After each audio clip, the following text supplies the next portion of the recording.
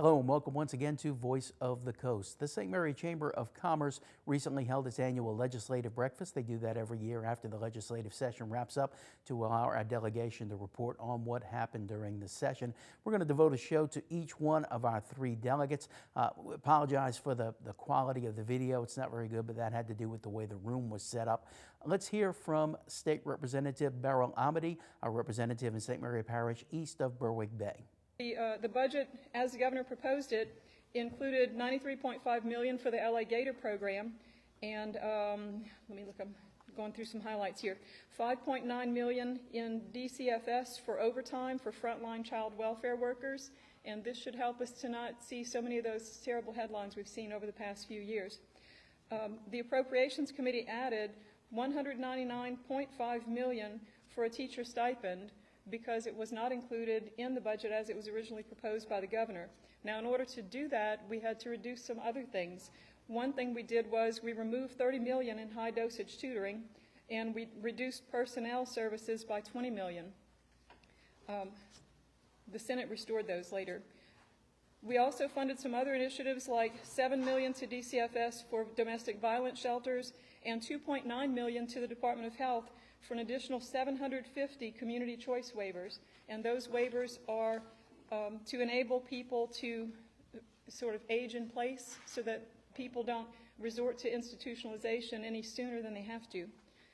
On the Senate side, they reduced the LA Gator Scholarship Program to $50.8 million, but they restored $30 million to the high dosage tutoring, and I'll let our senator tell you more about the budget on the Senate side. And quickly, I'll mention a few of the projects that benefit St. Mary in my district. The LA 182 resurfacing, $8 million. The LA 70 resurfacing and drainage, $6.4 million. Port of Morgan City dock expansion, $40 million. Sewer valve replacement in the city of Morgan City, $320,000. The pavilions at Lake Inn Park, $50,000. And fire department equipment, $10,000. That should all be coming in this year's budget. Now, this session not only served as a fiscal session, but it could have been a special session on insurance if you looked at the number of insurance bills that were brought. And so as far as property insurance, we increased and expanded income tax deductions and tax credits related to the fortified roof program. If you redo your roof and you follow the fortified roof guidelines, you may be eligible for these deductions and credits. We also increased the licensure fee collected by the Department of Insurance, and we allowed certain taxes and fees that are already collected to fund the fortified homes program. And we also changed some of the building codes so that the standards of the state building code will require that roofs be up to a higher standard. Now, most of the improvements that we need in property insurance are going to have to happen at the federal level. So if it sounds like we didn't do a lot for property insurance, this is actually a lot, but our hands are kind of tied on the big fixes. So I'll switch now to auto insurance.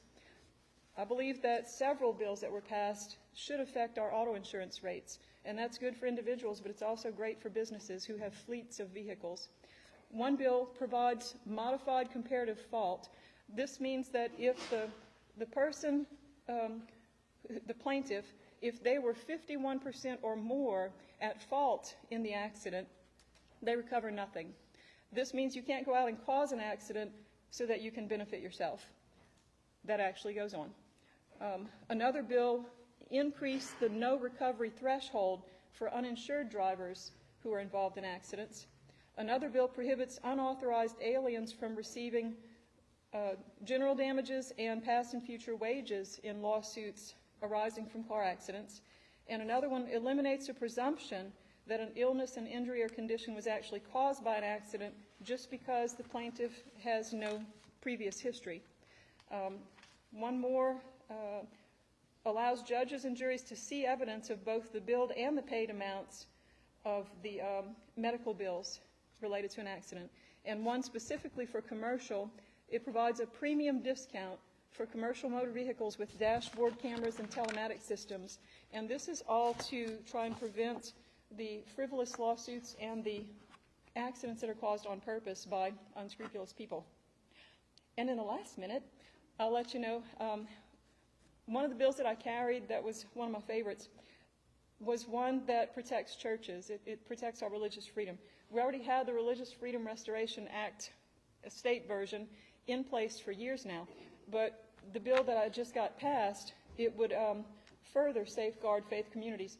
And this bill was brought about out of frustration for what we saw during the pandemic, where at that time, bar rooms and abortion clinics were allowed to stay open while churches were expected to shut down, and there was even a pastor arrested for having church. We shouldn't see that again. It also takes care of a current problem we're having where in certain communities around the state, the fire marshal requires that if the church is going to offer their facilities for something like a homeschool co-op class during the week, they have to upgrade the whole building based on school codes. So the problem is, if the church is safe, they already have their occupancy certificate and everything, it's safe for church on Sunday morning with 300 Sunday school students, why is it not safe on Tuesday afternoon for 15 homeschool kids? So this bill takes care of that.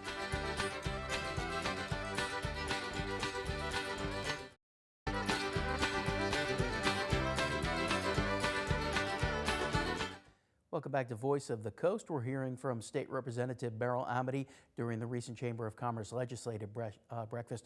During the question and answer session, she took a question about Gator 25, that's the student voucher program, and she also addressed personal security in light of the recent assassination of a state legislator up in Minnesota.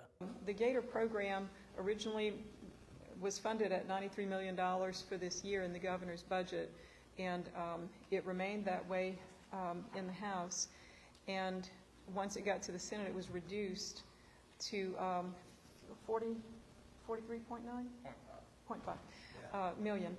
And I believe that that will allow the Gator program for this coming school year to function, especially with the current voucher students. They were the first round of students who would qualify. I believe the bulk of the remaining money that they had requested had more to do with setting up the systems needed to handle all of the applicants and process everything. So I know that the Gator program will still function in the coming school year. It will start with the returning voucher students. I don't know if it'll expand much farther than that.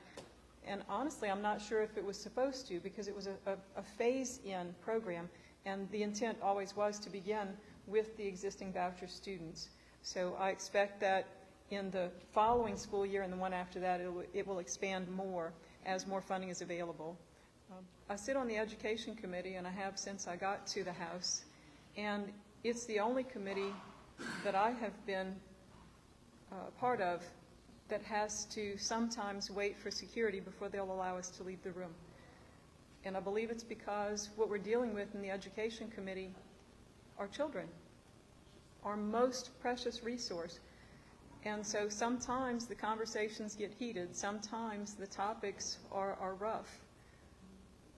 I haven't ever needed to be escorted out of the Appropriations Committee, and that's where we deal with the budget. You'd think that would be terribly contentious. And I don't recall being escorted out of Labor or any other committee. I'm not saying that they never do have to call security in the other committees. I'm just saying that in all my years on education, there have been multiple times where we were told, stay in your seats and wait. People can be vicious. But when I heard the news about the assassination of these two state-level legislators, these aren't Congress people, these are state-level legislators I can identify, and the attempted assassination of the other two. I believe there were 4 involved. It just reminds me that this job, this position is not without its dangers. It made me sad because of the environment in our nation right now, where it seems that on many days we've completely lost the ability to just have conversation to be able to actually debate a topic with respect and dignity. So I pray for our country. I pray for our state. And thank you all for praying for us. But I'll just let you know that from where I sit, I don't seem to feel like I'm in danger. I don't feel unsafe. We have robust security at the Capitol. We do report things that we see or hear. When I get those strange text messages or those social media threats, I make a copy of that and I give that to security at the Capitol and the state police. And they really just collect those in case they ever need them to prove a pattern, for example. But for me personally, I think I just travel with big angels, so I'm well protected.